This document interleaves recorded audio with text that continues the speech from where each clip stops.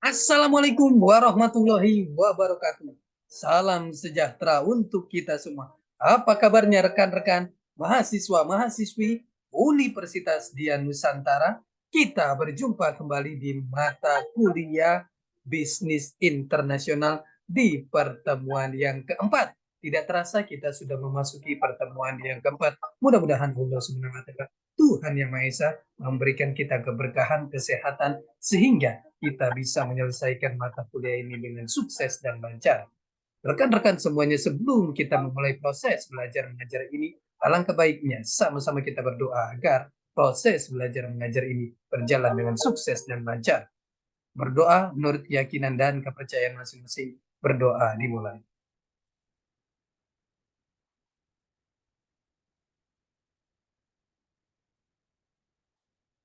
Selesai. Rekan-rekan semuanya, di pertemuan yang keempat ini kita akan membahas materi yang sangat menarik sekali. Mohon izin saya share materinya. Di pertemuan yang keempat ini kita akan membahas materi mengenai budaya etika internasional serta tanggung jawab sosial. Kesuksesan bisnis di berbagai negara membutuhkan pemahaman lintas budaya. Bisnis internasional yang kurang informasi tentang praktek budaya negara lain cenderung mengalami kegagalan. Melakukan bisnis di budaya yang berbeda membutuhkan adaptasi dengan sistem nilai dan norma-norma budaya.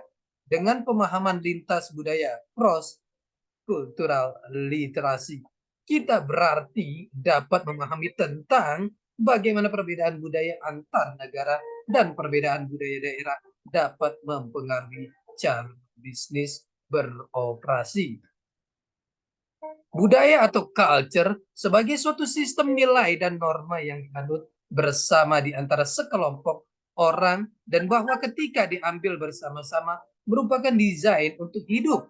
Yang dimaksud dengan nilai atau value yaitu ide-ide abstrak tentang apa yang kelompok percaya sebagai baik, benar, dan diinginkan. Dengan kata lain, yaitu asumsi bersama tentang bagaimana hal-hal yang seharusnya.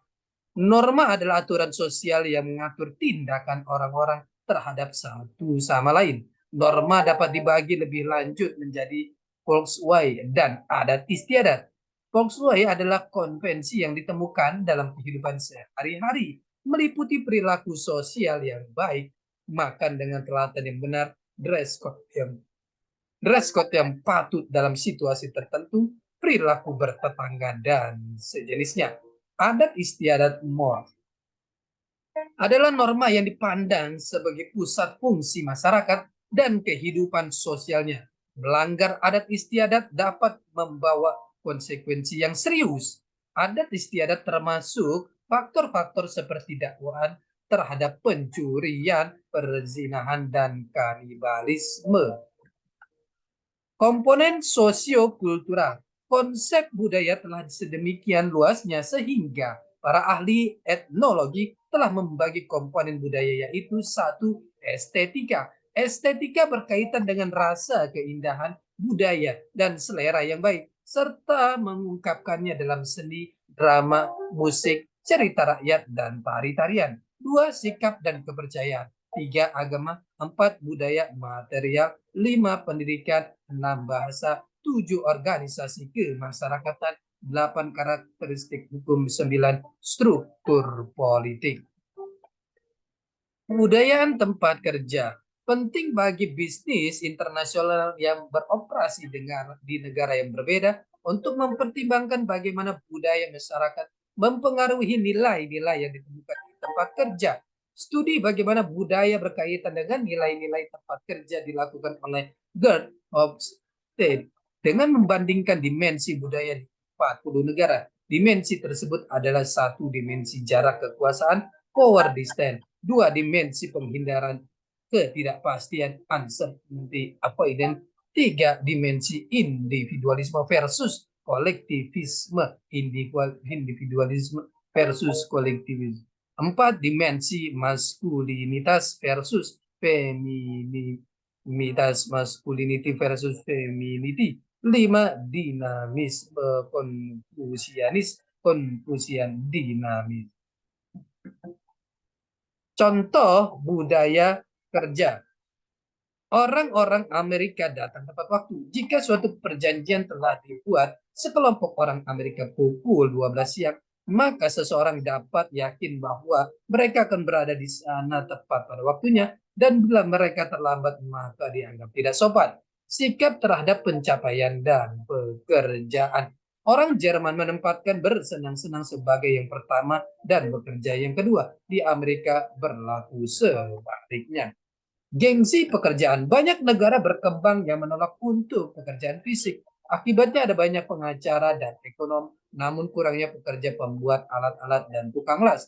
Perbedaan pekerja kerah biru dan karyawan kantor sangat besar, sebagaimana digambarkan oleh pemakaian dua kata Spanyol untuk pekerja, obrero. Orang yang menjadi buruh menandakan pekerja kerah biru, sementara empleado karyawan menandakan pekerja kantor.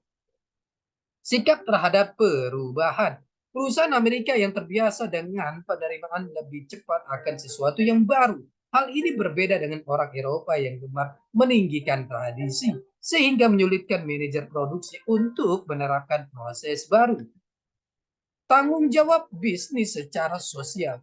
Istilah tanggung jawab sosial merujuk pada perhatian yang tepat dan objektif bagi kesejahteraan masyarakat yang mengendalikan perilaku individu dan perusahaan dari aktivitas yang merusak tanpa melihat keuntungan dalam waktu yang singkat yang diberikannya dan menghasilkan kontribusi positif terhadap kemajuan manusia itu. Berbicara mengenai tanggung jawab sosial adalah berbicara mengenai kepentingan masyarakat yang membatasi atau mengikat perilaku bisnis. Perusahaan memiliki tanggung jawab sosial untuk mematuhi aturan hukum. Tanggung jawab hukum baik yang ditetapkan berdasarkan undang-undang maupun yang ditetapkan berdasarkan kasus-kasus yang dijadikan contoh baik hukum perdata membentuk batasan-batasan legal terhadap perilaku perusahaan demi kepentingan masyarakat.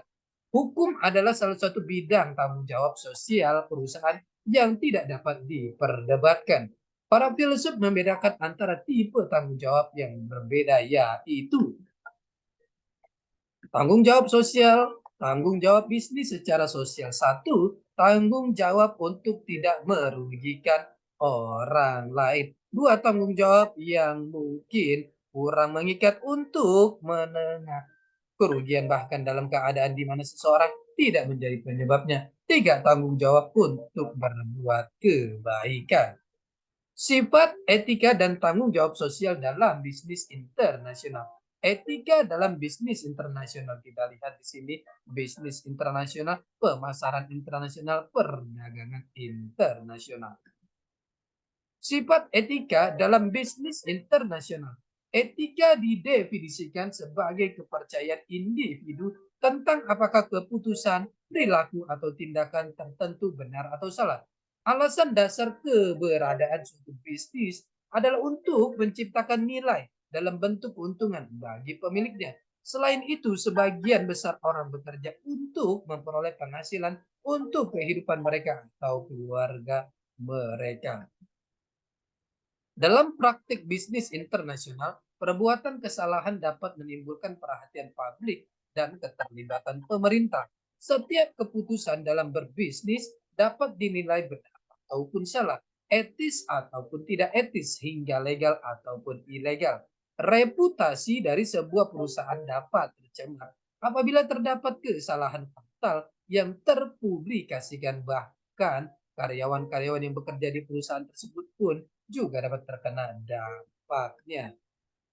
Peter Schwartz 2000, seorang co-founder dan chairman dari GBN Global Business Network, dalam karyanya yang berjudul When Good Company Do Bad Things, mengemukakan bahwa bisnis tidak hanya mengenai pemahaman cara menyelesaikan tugas dan menciptakan sesuatu, namun bisnis juga meliputi pemahaman cara dan integritas melalui sikap jujur, beretika, dan tidak mengkompromikan nilai dan prinsip. Etika sebagai kepercayaan individu tentang apakah keputusan, perilaku, atau tindakan tertentu benar atau salah. Konsep perilaku etis biasanya merujuk ke perilaku yang diterima oleh norma sosial umum. Perilaku tidak etis adalah perilaku yang tidak sesuai dengan norma sosial umum. Nilai-nilai seseorang juga mempengaruhi standar etika. Orang yang menempatkan perolehan keuangan dan kemajuan pribadi atas semua prioritasnya akan menyerap nilai etika yang mendorong percepatan kesejahteraan. Masyarakat biasanya mengadopsi hukum formal yang menunjukkan standar etika yang ada, yaitu norma sosial dari anggotanya. Generalisasi dalam etika. Setiap individu mempunyai sistem kepercayaan sendiri tentang apa yang menjelaskan dengan mudah perilaku etis dan tidak etis. Masyarakat dari konteks budaya yang sama cenderung mempunyai kesamaan kepercayaan, tetapi tidak harus identik yang membentuk perilaku etis dan yang tidak etis. Setiap individu dapat merasionalisasi perilaku berdasarkan keadaan. Setiap individu dapat menyimpang dari sistem kepercayaan mereka berdasarkan kondisi keadaan. Nilai etika sangat dipengaruhi oleh kebudayaan dan adat sosial. Nilai-nilai sering berpusat pada beberapa hal seperti waktu, usia, pendidikan, dan status. Nilai-nilai juga mempengaruhi bagaimana individu mendefinisikan perilaku etis dibandingkan yang tidak etis. Anggota suatu budaya dapat melihat perilaku tertentu tidak etis, sedangkan anggota kelompok yang lain dapat melihatnya masuk akal. Yang ingin ditekankan bahwa etika ialah konsep individu yang berbeda-beda. Organisasi sendiri tidak mempunyai etika, tetapi benar-benar mengaitkan dirinya dengan lingkungan mereka melalui cara-cara yang dibuatkan keputusan etika oleh individu di dalam organisasi itu. Rekan-rekan semuanya, ini adalah pertemuan kita yang kapan kita akan berjumpa di pertemuan-pertemuan selanjutnya. Tetap semangat belajar untuk mencapai kesuksesan. Salam sehat selalu. Assalamualaikum warahmatullahi wabarakatuh.